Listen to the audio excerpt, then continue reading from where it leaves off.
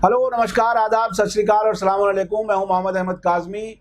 आपका media star world YouTube channel पर स्वागत है, खैर मकदम है। आज के ख़ास इंटरव्यू के प्रोग्राम में, जिसका नाम हमने आपके रूबरू रखा है, इसमें एक बहुत ही अहम मुद्दे पर बात करने के लिए मेरे साथ हैं जनाब तस्लीम रहमानी साहब, जो नेशनल सेक्रेटरी हैं social democratic party of India, जिसे एसडीपीआई भी कहते हैं। बहुत ही एक्टिव हैं, इससे पहले जमात इस्लामी के साथ भी काफ़ी एक्टिव रहे हैं और मुख्तलिफ़ ऑर्गेनाइजेशंस में काफ़ी दिल्ली का जो सर्कल है एलीट क्लास, जो मुसलमानों के बीच में और दूसरे लोगों के बीच में भी काफ़ी एक्टिवली इन्वॉल्व रहते हैं। तस्लीम रहमानी साहब, मैंने आज ख़ास बात करने के लिए इसलिए बुलाया है कि कल ही रिपब्लिक टेलीविज़न पर, मैं नाम लेकर के इसलिए कह रहा हूं चूँकि उसी बारे में मुझे बात करनी है। 3 तलाक का जो कानून पास हुआ है राज्यसभा में, पार्लियामेंट में, जिस तरह से हुआ है वो एक अलग बहस है। जिन अपोजिशन पार्टियों को सेकुलर समझा जाता था, उसके मेंबर्स बाहर चले गए वोटिंग के टाइम पर। क्या असल किरदार है पॉलिटिकल पार्टियों का, ये एक अलग इशू है, इस पर कभी और बात होगी। और ख़ुद 3 तलाक ठीक है गलत है, वो भी एक अलग इशू है, मुख्तलिफ राय हो सकती हैं, हम अभी उसमें नहीं जा रहे। तस्लीम रहमानी साहब, आप का खैर मकदम है और मैं ये जानना चाहता हूँ कि ये रिपब्लिक टीवी पर क्या हुआ। वो एक पंडित शंख बजा रहा था, आप चीख चिल्ला करके अपनी बात कहने की कोशिश कर रहे थे। आखिर ये क्या था वाक़या और किस तरह से हुआ? चूँकि वहाँ तो आपको बोलने नहीं दिया जा रहा था। मैं समझता हूँ कि आप हमारे प्लेटफॉर्म पर अपनी बात पूरी रख सकते हैं और क्या सूरत हाल थी और आप क्या और कुछ कहना चाहते थे, वो आप हमारे चैनल पर कह सकते हैं।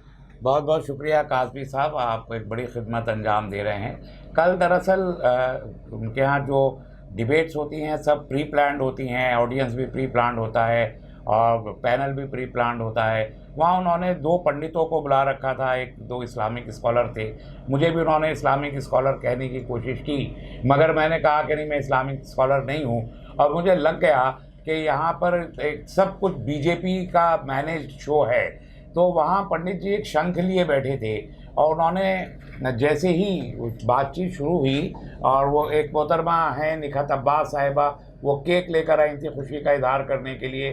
पंडित जी शंख बजा रहे थे, तो मैंने जैसे ही उन्होंने शंख बजाया तो मुझे लगा कि ये एक्चुअल मैसेज है जो भारत के कम से कम मुसलमानों को और ख़ास तौर पर जो हमारे अपोजिशन के लोग हैं और जो नॉन फासिस्ट सेकुलरिस्ट लोग हैं, उनको ये मैसेज समझना चाहिए। क्योंकि शंख बजाना अलामत है मंदिर में खुशी के इजहार की। तो अगर ट्रिपल तलाक के इशू पर कोई साहब शंख बजा रहा है, एक रिलीजियस अटायर में एक साधु महाराज हैं और वो शंख बजा रहे हैं, तो इससे, और वो भी उस मामले पे कि जहाँ शरीयत में आज़ादी के बाद पहली बार मुदाखलत करके पार्लियामेंट ने एक कानून पास किया, उसे मैसेज जाता है कि शंख बजा के जो शरीयत का डाइल्यूशन इस मुल्क में हो रहा है, मुस्लिम कवानीन का, आइली कवानीन का डाइल्यूशन हो रहा है, उससे खुश होने वाला तबका कौन है, ये मैसेज उससे क्लियर कट निकल के आ रहा था। इसलिए मैंने उस पर एतराज़ किया और कोशिश की कि व्यूवर्स ये बात समझ सकें कि शंख अगर बजाया जा रहा है ट्रिपल तलाक के इशू पर, तो ये बात बिल्कुल जाहिर है मुसलमानों को तो उससे कोई खुशी हुई नहीं है। तो जो मुसलमानों के मुखालिफ इस मुल्क में हैं, वो इससे किस कदर खुश हुए हैं, उसका इजहार शंख बजाने से हो रहा था। और उस मैसेज को मैंने क्लियर करके लोगों को बताने की भरपूर कोशिश की। मेरी आधी बात सुनने में आ गई, आधी बात पर तमाम पूरा पैनल मुझ पे पिल पड़ा और कोशिश की कि मेरी आवाज़ को दबाएं और मेरा जो फीडर था उसको डाउन करके दूसरे लोगों का फीडर को लाउड किया उन्होंने, ताकि मेरी आवाज़ दब जाए। लेकिन अल्हम्दुलिल्लाह कुछ आवाज़ मेरी निकल आई, जो मैसेज में देना चाहता था वो कन्वे हो गया। आइए आगे बढ़ने से पहले देखते हैं रिपब्लिक टीवी पर क्या हंगामा था। तलाक से आजादी को लेकर ये केक है, मैं चाहूंगी कि महिलाएं इस जश्न में तालियां हो जाएं। और ये पुरुष घबराए हैं, आजादी के लिए आप तालियां बजाएं। शंखनाद भी करे आचार्य शैलेंद्र। और यही गंगा जमुनी तहजीब है हमारी कि आज हिंदू आचार्य भी खुश और शंखनाद कर रहे हैं मुस्लिम महिलाओं के लिए।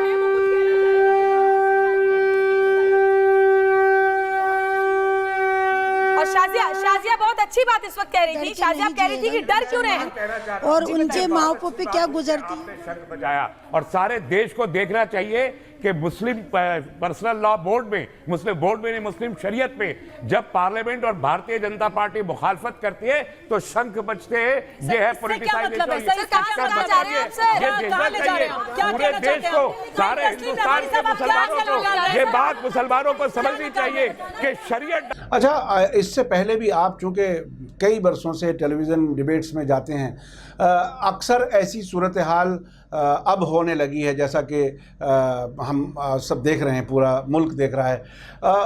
ऐसी जब सिचुएशन आती है तो आपको क्या महसूस होता है? क्या आप पत्रकार के बीच में हैं या किसी पार्टी के लिए कोई काम कर रहा है उनके बीच में है, किसी मीडिया हाउस के बीच में है या किसी पॉलिटिकल पार्टी के एजेंट्स के बीच में है? आपको कैसा लगता है? क्या वो पत्रकार हैं जो ऐसा कर रहे हैं? देखिए, 5 साल से मीडिया का रुख बदला है और आपने देखा, आपको मालूम है कि रिलायंस ग्रुप ने ज़्यादातर चैनल्स में अपने बड़े बड़े शेयर्स लिए हैं और उनके मालिकाना हुकूक तकरीबन रिलायंस के पास चले गए हैं, जो बहुत बड़े चैनल, मुल्क में सबसे ज़्यादा देखे जाने वाले चैनल हैं। और वो तमाम चैनल्स की जो एडिटोरियल पॉलिसी है, उनके जो प्रोड्यूसर्स हैं और एंकर्स बहुत ही जूनियर एंकर्स हैं। अक्सर टेलीविज़न पे आप देखेंगे कि जूनियर बहुत एंकर हैं, चाहे वो एबीपी हो, चाहे वो जी न्यूज़ हो, इवन जो आज तक का इतना बड़ा चैनल है उस पर भी। अब रिपब्लिक पे अर्नब वगैरह काफ़ी सीनियर हैं, टाइम्स नाउ पे काफ़ी सीनियर, लेकिन अक्सर में जूनियर हैं जिनको कोई इन्फॉर्मेशन नहीं है। अगर आप जिस इशू पे वो डिबेट कर रहे हैं उस इशू पर उनसे कैमरे के बाहर बैठ के बात करें तो आपको मालूम होगा कि उनको इस इशू की कोई नॉलेज ही नहीं है। पीछे से जो प्रोड्यूसर बात करता है उसी के मुताबिक वो एंकरिंग करते हैं, तो वो पूरे तौर पर एक पार्टी बन जाते हैं। आपने देखा कि इंटरव्यूज़ लेने जो प्राइम मिनिस्टर के पास ये लोग गए, मुख्तलिफ चैनल के लोग, उन्होंने वही सवालात किए जो उनको लिख के दिए गए थे। आज़ाद तो ये सहाफ़ी नहीं, एक्टिंग का एक रोल है एक अंदाज से जो ये एंकर्स अंजाम देते हैं। और इसलिए इनकी एक कोशिश होती है कि अपोजिशन की वॉइस को अगर बुलाएंगे नहीं तो बैलेंस डिबेट नहीं लगेगी, इसलिए अपोजिशन वॉइसेस को बुलाना चाहते हैं। आपने पिछले 5 साल में एक ट्रेंड ये भी गौर किया होगा, पहले मुझे अच्छे तरीके से याद है कि कोई मुसलमान किसी टेलीविज़न चैनल पे भी दिखाई नहीं देता था। जो 2-3 चैनल थे उन पे भी मुसलमान दिखाई नहीं देते थे, लेकिन अब हर चैनल पे मुसलमान दिखाई देते हैं। और मुसलमानों में जब बुलाना शुरू किया गया तो पहले जो खेप थी उसमें मुसलमान इंटेलेक्चुअल्स को बुलाया जाता था, जो लोग राय रखते थे, लेकिन अब जो बुलाया जा रहा है उसमें उन मुसलमानों की, उन शख्सियतों को नुमाइंदगी दी जा रही है जिनको खुद इशू के बारे में बहुत ज़्यादा मालूमात नहीं होती, या जिनको ये तजुर्बा भी नहीं होता, या फिर जिनके आवाज़ को आराम से ख़रीदा भी जा सकता है कि वो भी एक थिएटर जैसा रोल वहाँ प्ले करें। तो ये कोशिश जानबूझ के पिछले 5 साल से की है और उससे ये नतीजा अखज़ किया जाता है कि जो पोलराइजेशन है, कम्युनल पोलराइजेशन, तो मुसलमानों की एक ऐसी आवाज़ बज़ाहिर महसूस हो, उनके चेहरों की शनाख्त ऐसी महसूस हो जिसे लोग पसंद ना करें, उनकी आवाज़, उनके बोलने का अंदाज़, लबो लहजा इस अंदाज़ का हो जिसे लोग पसंद ना करें, ताकि पूरा का पूरा हमारे मुल्क में जो बरादरान वतन है उनका एक जहन तैयार हो हिंदुस्तानी मुसलमानों के ख़िलाफ़। वो चेहरे और वो आवाज़ें इस्तेमाल की जाती हैं। अब उसमें से जो चंद चेहरे हैं जो एक्चुअली उस पर डिबेट कर सकते हैं उनको मजबूरन बुला के बिठाना पड़ता है, ये मजबूरी है। उनकी आवाज़ों को या तो हल्का करते हैं, उनको इंटरप्ट करते हैं, जैसे वो बोलना शुरू करते हैं 10-15 सेकंड में उनकी आवाज़ रोकने की कोशिश करते हैं, उनके बोलने के जो मटेरियल है उसको डिस्टर्ब, उनकी कंसिस्टेंसी को डिस्टर्ब करने की कोशिश करते हैं। तो अब ये बहुत ही महारत का काम हो गया है कि जो बहुत माहिर हैं, जो समझते हैं पूरे तौर पर डीपली कि कोई चैनल क्या चाहता है, उन लोगों को वहाँ रिप्रेजेंट करना चाहिए। टोटल वॉकआउट करना वहाँ से अभी मुनासिब नहीं है। अच्छा, आपकी नज़र चूँकि इंटरनेशनल अफेयर्स पर भी बहुत सी चीज़ों में रही है, आप फ्लोटिला में गए हैं, फ़िलिस्तीन गए हैं, और मैं समझता हूँ इज़राइल और अमेरिका की पॉलिटिक्स भी काफ़ी हद तक मिडल ईस्ट के बारे में, और मिडल ईस्ट के अलावा भी हमारे यहाँ हिंदुस्तान, पाकिस्तान, इस खित्ते के बारे में भी क्या है वो भी आपको काफ़ी हद तक मालूम है। और ये भी मालूम है कि यहाँ रूपर्ट मर्डोक जैसे लोगों के का इन्वेस्टमेंट इंडिया में आ गया है। तो क्या इस सब में जो कुछ यहाँ नफ़रत का माहौल पैदा किया जा रहा है, जिस तरह से डिबेट्स में मुसलमानों को एक तरह से जलील करने की कोशिश की जाती है, एम्बेरस करने की कोशिश की जाती है, क्या उसमें इज़राइल और अमेरिका ख़ास तौर पे चूँकि उन्होंने ये तय कर लिया है कि जहाँ भी मुसलमान है उसे सताना है, परेशान करना है, उसको उसके अंदर डर और खौफ पैदा करना है, क्या ये जो हमारा मीडिया जो कुछ कर रहा है, जैसा कि आपने बताया, क्या इसमें उन लोगों की भी मर्जी शामिल है? देखिए, मैंने एक नाम लिया है कि एक रिलायंस ग्रुप जो सबसे बड़ा ग्रुप है जो मीडिया को हैंडल कर रहा है।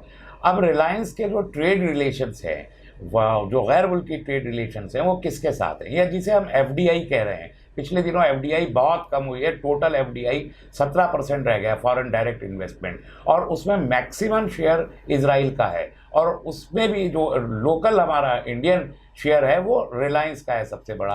तो रिलायंस और इजराइल के ताल्लुकात में बिल्कुल कोई किसी किस्म का कोई शक व शुबा नहीं है, हर तरह से वो मुसल्लम सबूत है।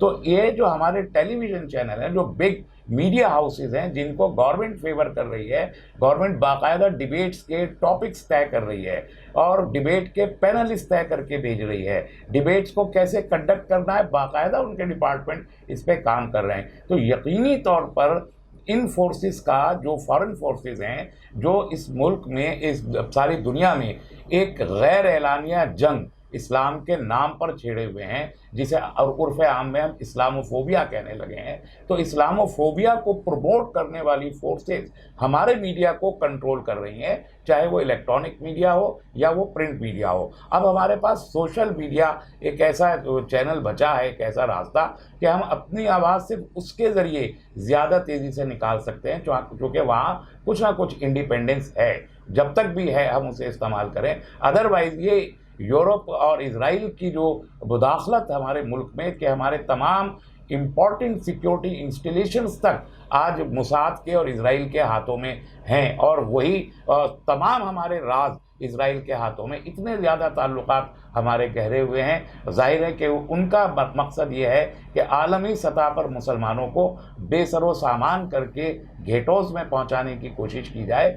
और यहाँ साउथ एशिया में म्यांमार से उसकी शुरुआत की है, श्रीलंका में पिछले दिनों जो हुआ वो उसका एक मज़हर है, और हिंदुस्तान में भी जो पिछले दिनों बड़े फसादात हुए जिसमें लोगों को बाहर निकलना पड़ा, और जो अब ये इलेक्शन का रिज़ल्ट इम्पैक्ट हो रहा है, टेक्निकली भी और इलेक्टोरली भी, दोनों तरीके से जो इम्पैक्ट हुआ कि ग्रास रूट लेवल पर माइंडसेट को बदलने की और पोलराइज करने की कोशिश की गई, उसमें इस मीडिया का बहुत बड़ा रोल है, जिसके पीछे ये फॉरेन फोर्सेस बाकायदा खड़ी हुई है।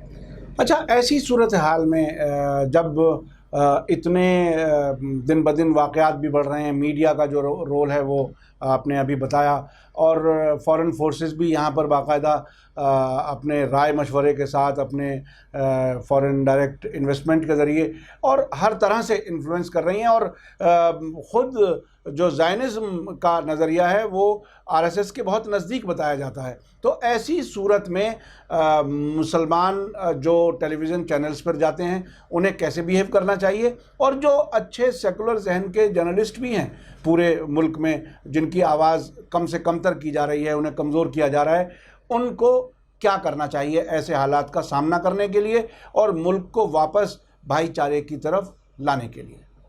देखिए, ज़ायनिस्ट लॉबी तो सारी दुनिया में सरगर्म है, और हिंदुस्तान में हम उसके एक एलाई बन चुके हैं, इस बात को मान लेना चाहिए। तो जो पैनलिस्ट जाते हैं मुख्तलिफ़ किस्म के चैनल्स पर, उनकी समझदारी का तकाजा है कि वो इस बात को समझें कि ज़ायोनिज़म किस तरीके से मुल्क की राय आमा और ज़राए अबलाग के ऊपर कितना ज़्यादा मुतासिर कुन हद तक उसका कंट्रोल हो चुका है। ये बात पैनलिस्ट को समझनी चाहिए। जहाँ तक जर्नलिस्ट का ताल्लुक़ है, आप देख रहे हैं कि पिछले दिनों कितने जर्नलिस्ट हैं जिन्हें मेन स्ट्रीम मीडिया से हटा दिया गया, और आखिरकार उनको सोशल मीडिया के प्लेटफॉर्म्स पर पनाह लेनी पड़ी। इस वक्त हमारे बहुत इम्पॉर्टेंट जो जर्नलिस्ट हुआ करते थे वो कहीं ना कहीं सोशल मीडिया के साथ अटैच्ड हैं और मेन स्ट्रीम मीडिया से अलग हो गए। अभी कुछ जर्नलिस्ट मेन स्ट्रीम मीडिया में बाकी हैं जो किसी सूरत बड़ी मुश्किल से सर्वाइव कर रहे हैं उन चैनल्स के ऊपर। एक दो चैनल्स के नाम आप भी जानते हैं, मैं यहाँ नहीं लेना चाहता, मैं कुछ जर्नलिस्ट भी हैं, एक का नाम तो मशहूर हो गया रवीश का, लेकिन उसके अलावा भी कुछ जर्नलिस्ट मेन स्ट्रीम मीडिया में अभी हैं जो सर्वाइव कर रहे हैं, लेकिन वो बड़ी एहतियात के साथ खुद को मिक्स करके आगे बढ़ा रहे हैं। तो ये बड़ा ख़राब एक ज़माना है जिसका मुकाबला हमें बहरहाल इस तरीके से करना पड़ेगा कि हम इस मुल्क में पहली चीज़ ये है कि अपने गैर मुस्लिम बरादरान वतन को दुश्मन ना समझें। एक लॉबी है वो हमारे मुखालिफ है, उसको दुश्मन का नाम हम ना दें और उनसे अपने ताल्लुकात को इस्तवार रख के अपना किरदार, हमारा भी किरदार बहुत सी जगहों पे बहुत ख़राब है, हमको अपने किरदार की इस्लाह करके उनके सामने पेश करना चाहिए। इस मुल्क में मायूसी की कोई बात नहीं है, 1000 साल से हम सब साथ रहे हैं, एक दूसरे को जानते हैं, समझते हैं, मोहब्बत करते हैं और आज भी करते हैं और आइंदा भी करेंगे। एक तूफ़ान है जो सिर पे खड़ा हुआ है, ये आके गुजर जाएगा और हम फिर वैसे ही रहेंगे, बशर्ते कि हमारे अपने ताल्लुकात एक दूसरे के साथ उस्तवार हो, राब्ते बढ़ें और मोहब्बत के राब्ते बढ़ाएं।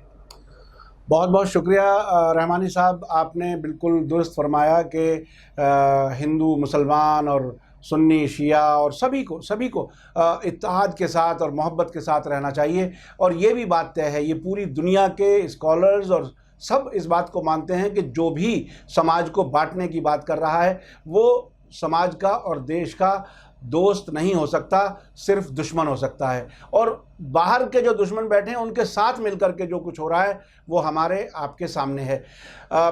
इस उम्मीद के साथ, जैसा कि आप भी पुरुम्मीद हैं कि मुल्क के हालात बेहतर होंगे, हमें भी इस बात की आशा है। निराशा चूँकि बहुत बुरी चीज़ होती है, आशावान होंगे तभी हम मुल्क को आगे बढ़ा सकेंगे। इसी के साथ दीजिए इजाज़त। धन्यवाद, शुक्रिया। जय भारत, जय हिंद।